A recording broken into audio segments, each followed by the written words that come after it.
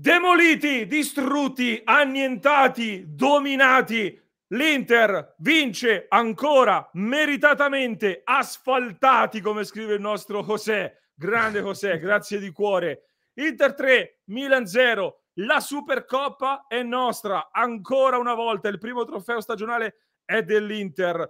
La settima Supercoppa nell'albo d'oro dell'Inter. Agganciamo il Milan in vetta, o comunque agganciamo il Milan nella speciale classifica delle Supercoppe. In vetta c'è ancora la Juventus, ma al di là del trofeo, Simo, che è comunque importantissimo, molto importante, e che lo sottolineeremo sempre, lo inseriamo ancora nell'albo d'oro, quanto è importante continuare a mettere coppe nell'albo d'oro. Per me tantissimo, ma è importante anche per il messaggio che si lancia a questa stagione. Togliamo al Milan un'altra competizione, li interrompiamo forse un ciclo di trofei, chi lo sa, ma soprattutto lanciamo un messaggio di forza importante. Oggi l'Inter vince una finale 3-0 dominando, senza praticamente mai subire nulla. Non ha lasciato praticamente nulla a questo Milan, se non 15 minuti nel secondo tempo, all'inizio del secondo tempo, ma che non hanno prodotto chissà quali pericoli. È stato un dominio, una finale meritata, e ancora una volta Inzaghi si dimostra uomo di coppe. Beh, decisamente. No, adesso più che altro voglio capire se dopo il riscaldamento fanno anche la partita, perché mi sembra strano che sia finita. Vabbè, comunque, no, a parte le battute, importantissimo, perché lo facevi notare giustamente tu, continuare ad alzare trofei, crea l'abitudine, e comunque in una stagione che a livello di campionato si è indirizzata un po' maluccio, intanto ti fa portare a casa un trofeo. Poi vedremo gli altri due in cui siamo ancora da soli in competizione. La partita non c'è stata storia. Se un alieno scende oggi da Marte e vede queste squadre, non pensa che siano dello stesso livello. E questo è, da una parte, un grande merito dell'Inter e di Simone Inzaghi, che l'ha preparata ancora una volta perfettamente, dall'altra un grande problema del Milan e di Pioli, perché al di là degli infortuni, le solite cose che adesso diranno, l'ha preparata male, o comunque il Milan ha fatto veramente una partita pessima, e invece l'Inter appunto l'ha confezionata benissimo. Vittoria strameritata, era il momento perfetto, come dicevi tu, con un Inter non meravigliosa, ma che comunque ha macinato risultati, e un Milan che invece era un po' in calo a livello anche dei risultati. Era il momento perfetto per o dare la mazzata oppure farli risorgere, come è successo l'anno scorso. Per fortuna questa volta abbiamo dato la mazzata, e vedremo adesso se avrà effetti anche a medio-lungo termine. Dall'altro lato, Simo, io mentre tu parlavi stavo pensando per me anche un grande rammarico, perché io sarò di parte, ditemi quello che volete, ma secondo me ancora una volta abbiamo dimostrato che noi siamo di un altro livello e che i derby persi l'anno scorso sono stati casuali, secondo me. Sarò cattivo, sarò di parte, ma io la vedo così. Quest'Inter è più forte. Sì, a loro mancava Maignan, a noi mancano Brozovic e Lukaku, direi che sono assenze piuttosto importanti. Dateci questi due benedetti giocatori, fateceli rimettere a posto, e secondo me ci divertiremo un bel po' in questa seconda parte di stagione, perché l'Inter oggi ha vinto. Ecco, certo Simo, purtroppo cerchiamo una nota negativa in questa partita, un calcio anni 60 palese, quello dell'Inter, catenaccio puro, e un gioco molto difensivo, senza la ricerca del controllo della gara. Partita noiosa quella dell'Inter. Vuoi mettere perdere 3-0 così? Sì, è tutta un'altra roba, è tutta un'altra storia. Dai, partita perfetta, Simo. Anche dal punto di vista del gioco l'Inter l'ha interpretata alla perfezione. All'inizio ha dovuto trovare un attimo le giuste misure nella marcatura a Leao nei primi minuti, poi Darmian ha fatto una prestazione. Fate un monumento per favore a Matteo Darmian sul Leao oggi, perfetto, ma non solo.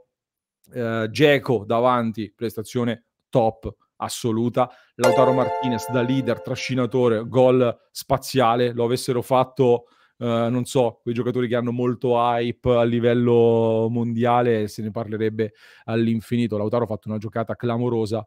In generale è stata una grande Inter che ha interpretato bene i momenti della gara, ha ha fatto leva sulle problematiche del Milan, nella costruzione non sono molto precisi, li abbiamo attaccati, abbiamo rubato palla, abbiamo verticalizzato subito e dietro abbiamo rischiato il giusto concedendo praticamente nulla. Io oggi veramente fatico a mettere qualcuno dei nostri sotto al 7 come voto in pagella, se non Onana, che praticamente non è stato mai impegnato se non con tiri centrali. Ringrazio intanto anche Romeo Affer. Romeo, grazie di cuore per la donazione. Vai Simo. No, hai detto bene, veramente nessuno, grandissimo Romeo. Nessuno si mette sotto il 7. L'Inter oggi ha fatto vedere nei suoi singoli che tipo di prestazione devono fare i leader, ma anche i non leader, nelle finali. Cioè oggi tutti gli 11 anzi i 16 giocatori, vabbè, a parte quelli che sono entrati nel finale, scesi in campo nell'Inter, hanno giocato con la consapevolezza mentale e fisica di star giocando una finale, non di Champions, ok, ma comunque una finale di una coppa. Perché alla fine Dzeko e Lautaro sono stati perfetti, centrocampo altrettanto, si è sacrificato in difesa, ha dato appoggio in avanti, la difesa, ragazzi, oggi Skriniar e Bastoni non hanno sbagliato praticamente nulla, e Acerbi si è visto un po' di meno, ma molto meno si è visto Giroud, grazie ad Acerbi. Quindi, e dall'altra parte invece, senza voler tornare sempre sul Milan, che non ci compete, ma i loro leader sono scomparsi. Leao ha fatto poco e niente, Teo non si è visto. È veramente stato un dominio totale, assoluto, e quindi sono veramente super contento. Grazie anche a Riccardino, grazie di cuore per la super chat. Simo, prima di andare poi in chiusura di questa clip, tra l'altro Steven Zhang commosso nel finale, Inzaghi ovviamente contentissimo. Su Inzaghi si è detto tanto, porta a casa un altro trofeo, porta a casa un'altra vittoria, soprattutto finalmente vince anche una sfida secca che è importante, visto che abbiamo criticato molto nella prima parte di stagione alcune partite sbagliate di troppo. Grazie mille Riccardino. Vince ancora una finale sulla partita secca, diciamo Inzaghi sbaglia raramente la preparazione, e ti chiedo se ci riepiloghi un po' le azioni per chi non avesse visto la partita. Allora, nel primo tempo è stata quasi solo Inter. Io ho segnato 2 azioni del Milan, una per pietà, lo dico sinceramente, un tiro di Tomori fuori, ma non c'era neanche probabilmente da segnare al 40°. L'unica vera occasione del Milan è un tiro di Leao dalla sinistra, molto defilato, che Onana tocca appena e mette in angolo al 17°. Prima e dopo questa occasione del Milan ci sono il gol di Marco al 10°, con un'azione meravigliosa dove Dzeko fa un movimento sia per ricevere sia per creare lo spazio per Barella, da scuola calcio, continua ad aggiungere pagine al manuale dell'attaccante. Poi lo stesso Dzeko fa gol, e fa un gol, lo dico anche nella clip, alla Diego Milito, non definizione mia, ce l'hanno suggerita, ma è perfetta, è veramente un gol alla Diego Milito, sì. Rientrando e mandando al bar Tonali e poi infilando Tatarusanu. Lo stesso Tatarusanu che poi fa una gran parata su di lui, sugli sviluppi di un angolo e su Di Marco, un paio di minuti dopo, e si conclude il primo tempo. Nella ripresa, dicevamo anche in cronaca, l'Inter non era entrata benissimo, stava iniziando già un po' a soffrire probabilmente a livello fisico, e il Milan ha iniziato a tirare anche con frequenza, probabilmente anche alla ricerca di un gol da fuori per rinsavirsi un po'. Tutti i tiri sostanzialmente non pericolosi, tranne un missile di Leao che è finito alto di poco, e poi la traversa di Rebic al 92°, quella è la seconda occasione molto grande del Milan. Nel mezzo tanti tiri centrali, Bennacer, Leao, che Onana non ha problemi a bloccare. Per l'Inter un timido tiro di Skriniar centrale al 68°, e poi un gollonzo di Lautaro che aggira Tomori in maniera piuttosto incredibile, e poi col mezzo esterno la mette in gol. Quindi una ripresa più rossonera, ma che sancisce il dominio finale dell'Inter, perché segna il terzo gol e chiude la partita. Grande partita. Grazie di cuore anche al nostro Christian. Vorrei sapere un'opinione di Sacchi. Tra poco ti mandiamo il link, tra pochissimo ti mandiamo il link, Christian. Grazie di cuore intanto per la super chat. Sentiremo l'opinione di Sacchi, che può confermare o ribaltare il risultato. Forse no. Ma a parte questo, a parte gli sfottò, troppo importante vincere oggi. Era importantissimo dare un segnale, come dicevamo. Il derby si vince, non si gioca. Oggi l'Inter ha dato una dimostrazione di forza importante e bisogna continuare così, su questa strada.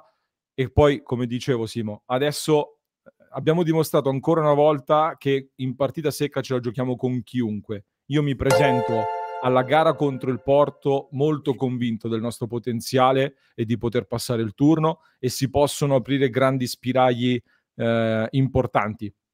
In Coppa Italia ce la giochiamo, in campionato dove servirà più continuità e dove per poter sognare in grande bisogna fare qualcosa di straordinario, lo dico sempre, molto dipenderà da quanto e come recupereranno Brozovic e Lukaku per poter fare qualcosa di straordinario.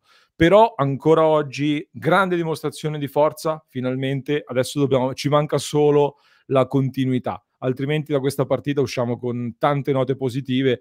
L'unica nota negativa dal punto di vista fisico, qualche giocatore è chiuso un po' sulle gambe, abbiamo speso tanto, però c'è tempo per recuperare fino a lunedì e un calendario fino a fine gennaio che sulla carta è abbordabile.